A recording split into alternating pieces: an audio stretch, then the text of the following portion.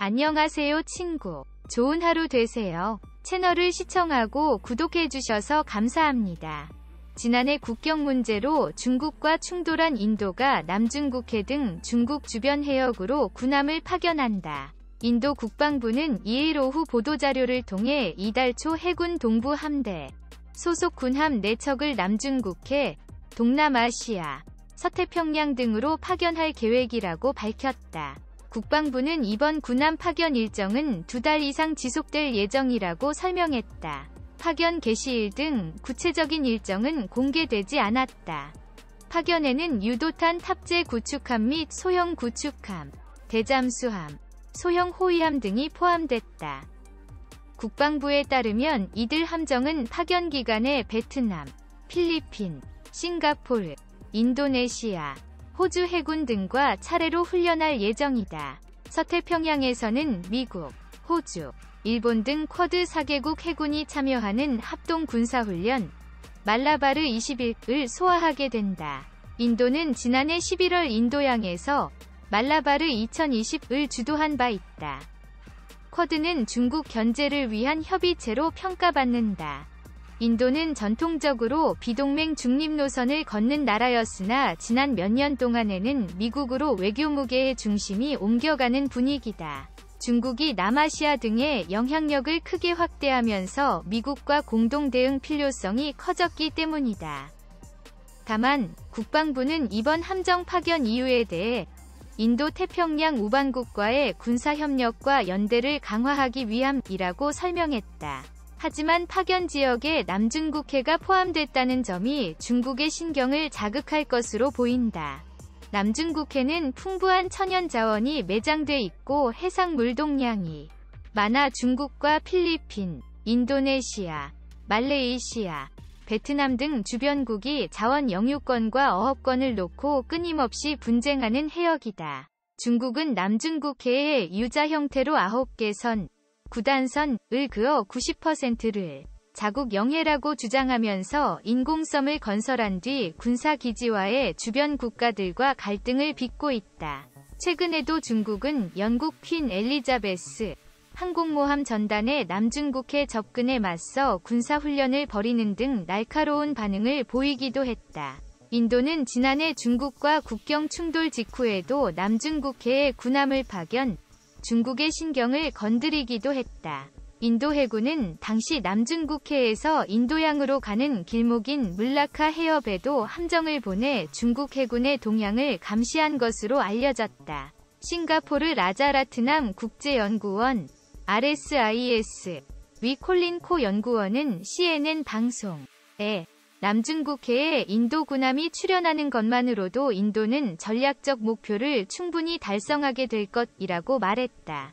인도와 중국은 1962년 국경 문제로 전쟁까지 치렀으며 이후에도 국경선을 확정하지 못한 채 실질 통제선 LAC을 경계로 맞서왔다. 지난해에는 5월 국경 인근 판공호 난투극 인도군 20명과 중국군 4명이 숨진 6월 가란 계곡 몽둥이 충돌 9월 45년 만에 총기 사용 등 라다크 지역에서 여러 차례 충돌해 긴장이 고조됐다.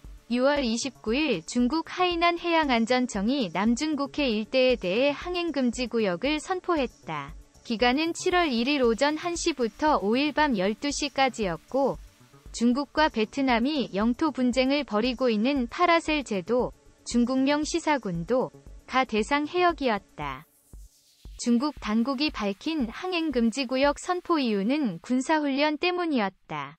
중국 해군 전투함과 항공기들이 이 해역에서 실탄 사격이 포함된 고강도 군사훈련을 벌일 예정이니 중국은 물론 타국 선박은 절대 이 구역에 들어오지 말라는 경고였다. 실제로 7월 1일부터 이 해역에는 052D 방공구축함 1척과 054A 호위함 2척 등으로 구성된 훈련전대가 들어가 실탄 사격을 시작했는데 재미있는 것은 이 해역에서 중국 해양조사선 해양사호가 군함들의 호위를 받으며 해양조사 활동을 벌였다는 점이다. 중국은 베트남과의 분쟁 해역인 이곳에서 군사훈련을 한다며 외국 선박의 출입을 통제하고 자신들은 그 안에서 석유 탐사 활동을 하고 있었던 것으로 보인다. 베트남은 자신들의 영유권이라고 주장하는 이 해역에서 중국이 군사훈련을 하겠다고 선포하자 즉각 반발했지만 외교부 성명 외에는 할 수 있는 일이 없었다. 미 군함 4척. 내년 3월 조기 퇴역. 중국 해군 훈련전단의 대형 한가운데로 미국 해군 전투함이 밀고 들어온 것이었다. 그런데 7월 1일 오전 놀라운 일이 일어났다. 이 배는 제7함대에 파견된 미 해군 연안 전투함 LCS 게브리엘 기퍼즈, USS 가브리엘 기포드스였다. 인디펜던스 급으로 분류되는 이 배는 3100T 덩치의 3동선 트라이머런 형상을 가진 전투함이다. 대단히 미래적 외형을 가진 이 배는 대함 모든 용도로 사용 가능한 57mm 한 포, 스스로 표적을 찾아 조준하고 사격하는 실함, 근접방어 미사일 시스템, 30mm 기관포와 NSM 함대함 미사일 8발 등 무장을 갖추고 있었다. 이 배는 중국이 선포한 훈련 해역 안으로 비집고 들어가 중국 해양조사선에 바짝 붙어 만 하루를 따라다녔고 이틀간 중국 함대 사이를 종횡무진 휘젓다 유유히 파라셀 제도를 빠져나갔지만 중국 함대는 멀리서 지켜보는 일 외에는 아무것도 할 수 없었다.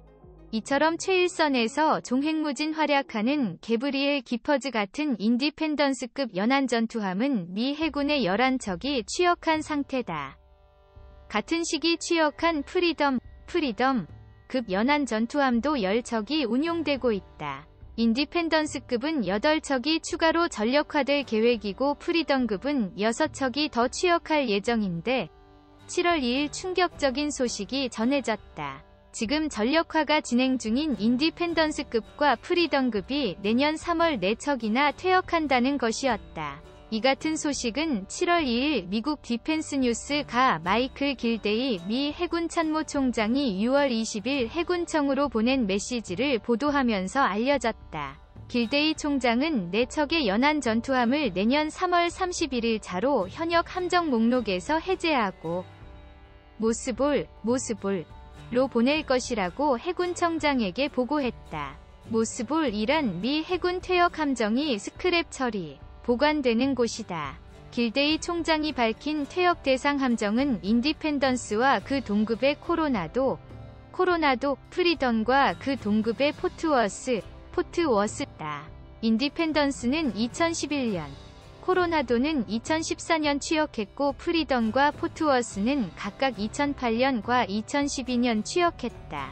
보통 군함이 짧게는 30년, 길게는 50년가량 운용된다는 점을 감안하면 이들의 퇴역은 조기 퇴역 정도가 아니라 초단기 퇴역 수준이다.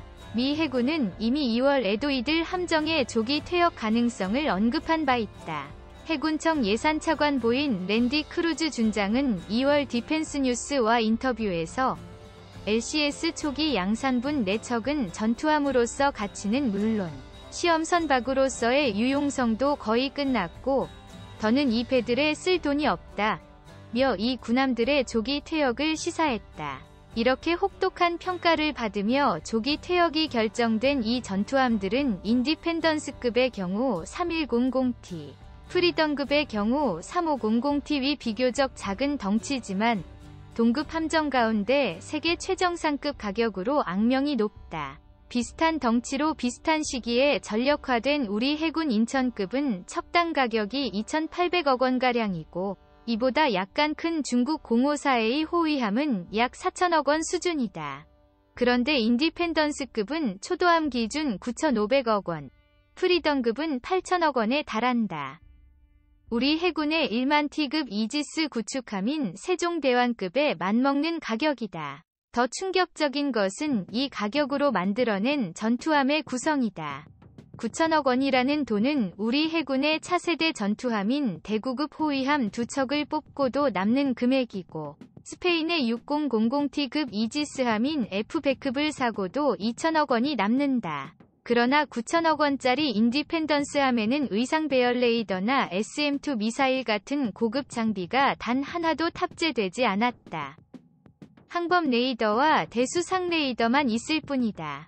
인디펜던스 함에는 대공 레이더와 사격 통제 레이더가 없다. 무장으로는 57mm 한 포와 근접방어용 단거리 함대 공미사일인 시램 각 1기를 중심으로 수동식 30mm 기관포 2문과 M2 기관총 사정이 달려있다. 제대로 된 함대함 전투는 고사하고 해적 정도나 상대할 수 있는 수준이다. 치명적 패착이 된 연안 전투함. 막대한 비용을 들여 건조했음에도 이 같은 결과물이 나온 이유는 혁신에 실패했기 때문이다. 탈냉전 이후 미 해군은 변화하는 안보 환경에 대응해 연안 지역 작전에 특화된 고성능 모듈식 전투함을 만들겠다는 구상을 했고, 그 결과물이 바로 LCS, 리터럴 컨뱃쉽, 즉 연안 전투함이었다. LCS는 고도의 자동화 시스템을 통해 승조원 수를 50명 이내로 줄이고, 모듈화 설계를 적용해 필요할 때마다 임무 모듈을 교체해 높은 범용성을 가지도록 제작될 예정이었다. 가령 일반적인 전투함 임무를 수행할 때는 대한미사일과 대공미사일 모듈을 장착해 운용하고, 연안 지역에서 특수전이나 상륙작전을 지원할 때는 병력 수송 모듈을 달아 수송 능력을 극대화한다는 개념이었다. 처음 시도해보는 개념인 만큼 미 해군은 입찰에 참여한 로키드 마틴과 제너럴 다이내믹스 두 회사의 설계안을 모두 채택해 각 설계안대로 몇 척씩 찍어낸 뒤 어느 쪽이 더 좋은지 직접 확인해보려 했는데, 검증되지 않은 신기술을 대거 적용한 인디펜던스급과 프리덤급은 완성되자마자 엄청난 오류를 쏟아냈다. 결국 이러한 결정이 치명적인 패착이 되고 말았다. 선체에 균열이 발생하는가 하면 멀쩡한 엔진이 파괴되는 사고가 발생했고, 자동화 시스템은 수시로 고장을 일으켰다. 전혀 다른 두 종류의 설계안을 채택한 데다 두 종류 모두 온갖 문제를 일으켜 문제 해결에 들어가는 돈도 2배가 들었다. LCS는 이미 개발된 무기가 아닌 앞으로 개발될 무기들을 하나씩 달아볼 계획이었으나, 이 무기들의 개발 및 장착이 연달아 취소되면서 깡통이 됐다. 연안 지역에서 적의 고속정을 잡기 위해 개발하던 N-로스 LS 미사일은 가격과 신뢰성, 성능 문제 때문에 취소됐고, 그 대안으로 떠오른 그리핀 미사일은 사거리가 한 포보다 짧은 5.5km에 불과해 여론의 질타를 맞다 장착이 취소됐다. 곧 개발될 대잠 모듈을 믿고 선체 고정식 소나를 장착하지 않았다. 대잠 모듈 개발이 취소되면서 대잠 능력이 사라졌고, 헬기 탑재 항공소해 장비 RAMICS 레피드 에어본 마인 클리어런스 시스템 개발이 취소되면서 소해 능력도 사라졌다. 대대적인 자동화 시스템을 도입해 승조원을 정상 규모의 절반인 50명으로 맞췄지만, 이 자동화 시스템이 수시로 고장과 작동 정지를 일으켜 승조원들이 극심한 과로와 스트레스에 시달려야 했다. 미 해군이 공개한 인디펜던스급 운용 영상을 보면 조리실에서 음식을 만들던 한 여군이 헬기 이함 준비 방송이 나오자 앞치마를 벗어 던지고 헬기 경납고로 달려가는 모습이 나온다.